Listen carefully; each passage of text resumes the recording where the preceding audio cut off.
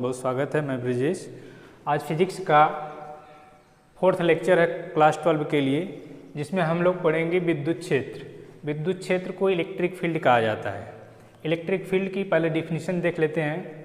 प्रत्येक आवेश के चारों ओर का वह क्षेत्र, प्रत्येक आवेश के चारों ओर का वह क्षेत्र जिसमें कोई अन्य आवेश आकर्षण या प्रतिकर्षण बल का अनुभव करता है, विद्युत क्षेत्र कहलाता है। कोई भी आवेश होगा, उसके आसपास कोई अन्य आवेश रखेंगे तो उसमें जो है कि आकर्षण या प्रतिकर्षण बल की अनुभूति होगी, तो वहाँ के क्षेत्र को विद्युत क्षेत्र कहा जाता है। विद्युत बल रेखाएं वैद्युत क्षेत्र में खींचा गया काल्पनिक व निष्कोण वक्र होता है, जिस पर एकांक धनावेश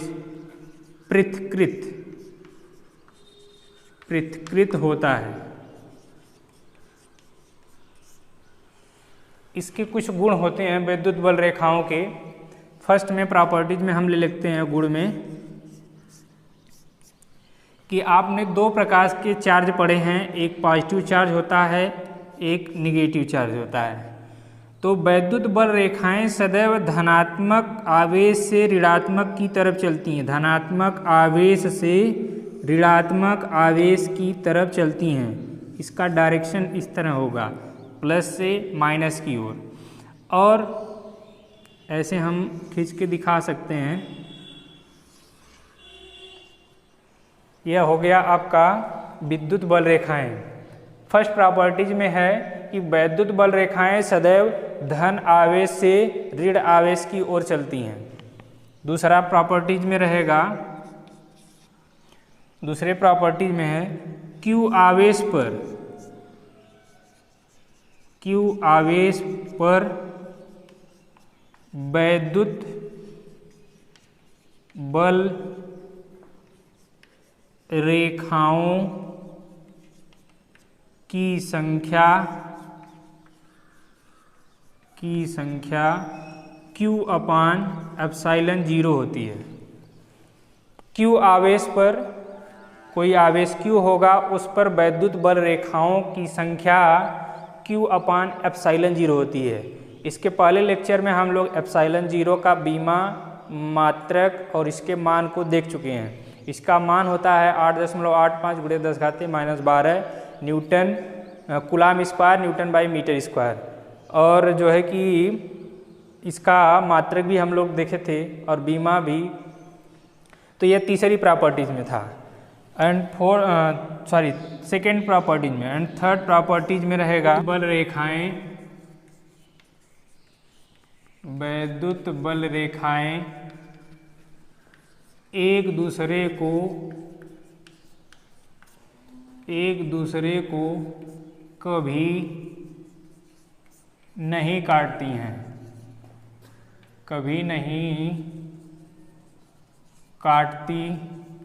हैं, क्योंकि कटान बिंदु पर दो स्पर्श रेखाएं खींची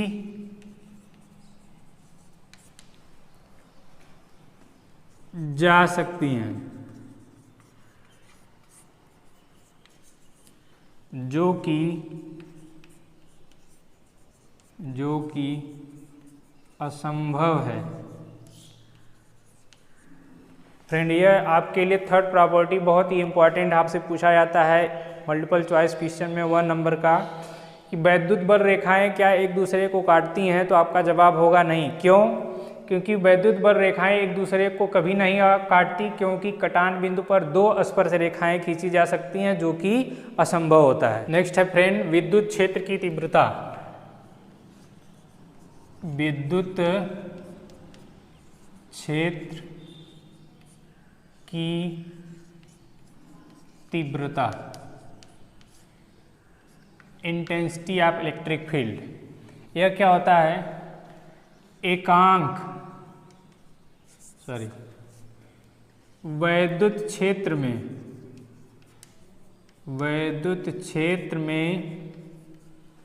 एकांक धन आवेश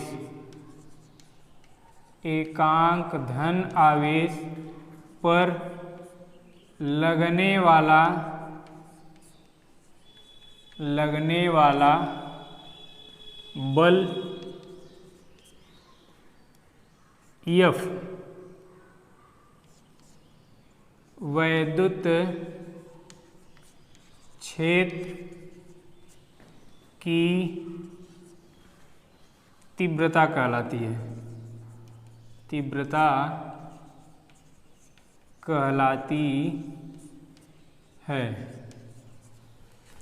इसे कैपिटल E से प्रदर्शित करते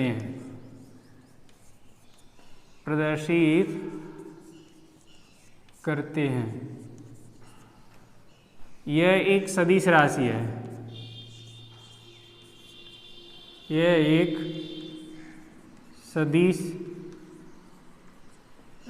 है।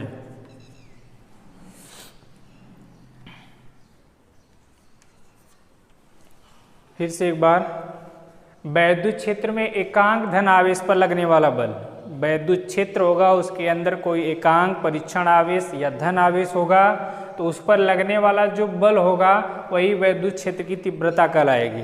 या दूसरे वे में आप कह सकते हैं कि वैद्युत क्षेत्र पर लगने वाला बल F और परीक्षण आवेश Q0 के अनुपात को वैद्युत क्षेत्र की तीव्रता कहेंगे। इसे E से प्रदर्शित करेंगे और यह एक सदिश राशि है।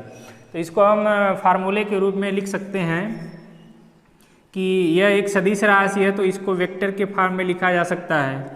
और F हमारे पास बल है, तो यह भी सदिश राशि है, इसको भी सदिश रूप में लिख सकते हैं। और एक परीक्षण आवेश जो है कि परीक्षण आवेश Q0 से डिनोट होता है, Q0, और यह सदैव धनात्मक में लिया जाता है, सदैव धनात्मक में रहेगा परीक्षण आवेश।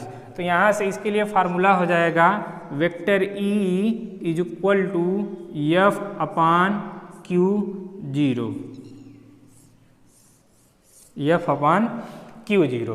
तो यहाँ से इसका मात्रक और बीमा दोनों निकाल लेते हैं।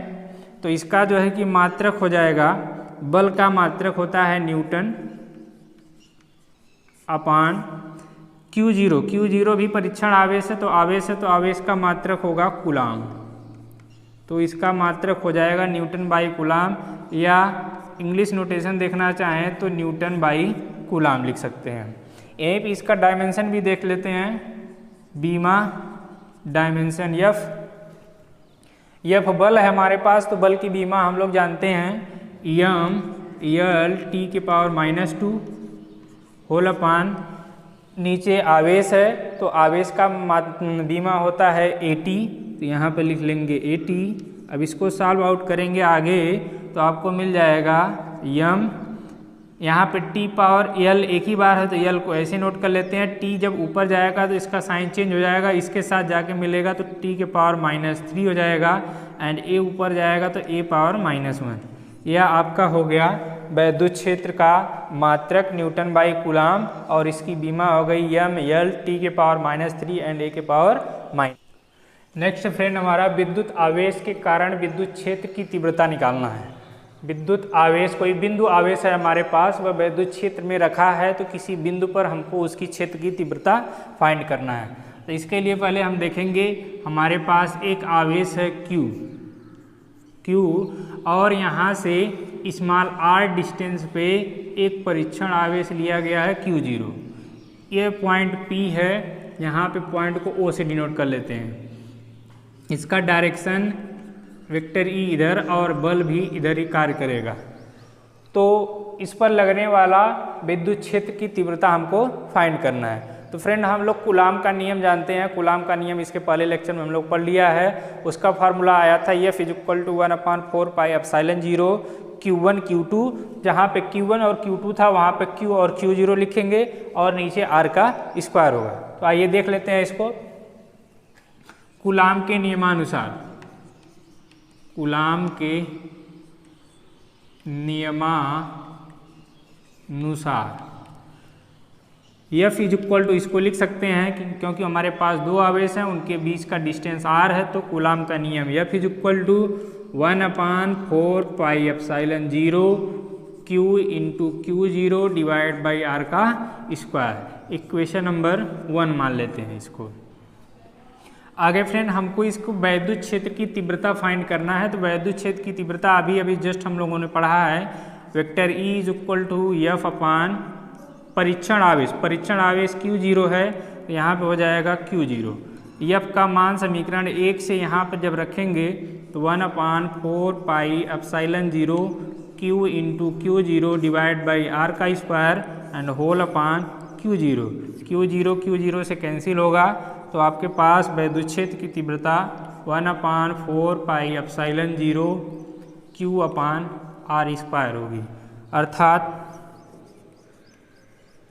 अर्थात vector E is equal to 1/4 pi epsilon 0 Q upon R का स्क्वायर।